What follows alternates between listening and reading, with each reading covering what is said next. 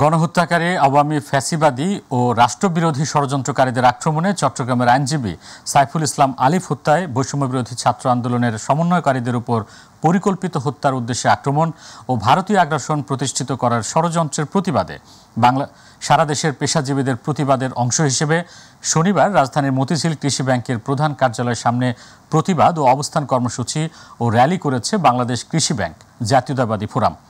এ সময় উপস্থিত ছিলেন বাংলাদেশ কৃষি ব্যাংক জাতীয়তাবাদী ফোরামের প্রধান সমন্বয়ক জাহিদ হোসেন। এছাড়াও সংগঠনটির সমন্বয়ক সৈয়দ লিয়াকত হোসেন, বাংলাদেশ কৃষি ব্যাংকের সিবিএ নেতা ও বাংলাদেশ কৃষি ব্যাংক জাতীয়তাবাদী ফোরামের সমন্বয়ক মিরাজ হোসেন ও ফয়েজ উদ্দিন আহমেদ উপস্থিত ছিলেন।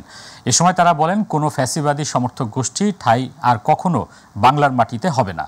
দেশ ও জাতিকে রক্ষা করতে সর্বদা সংগঠনটির সকলকে এক হয়ে কাঁধে কাঁধ মিলে ঐক্যবদ্ধ থাকার আহ্বান জানান বক্তারা।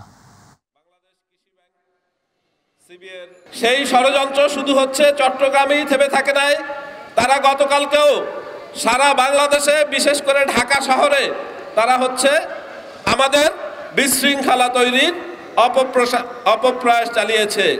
আমি অর্থহীন ভাষায় বলতে চাই, এই বাংলাদেশের মাটিতে এই আওয়ামী ফ্যাসিবাদের আর কোনো জায়গা হবে না। তারা আওয়ামী ফ্যাসিবাদের সাথে যোগ সাজসে কৃষি ব্যাংকের বিভিন্ন দুর্নাম বদনামি করার অপপ্রচেষ্টা চালাচ্ছেন। আমরা এটার প্রতিবাদ জানাই এবং আগামী দিনে বাংলাদেশ কৃষি ব্যাংকের সুন্দর প্রশাসন এবং যারা আজকে এখানে ছিলেন ফ্যাসিবাদী, তারা এখন কৃষি ব্যাংকের নাই।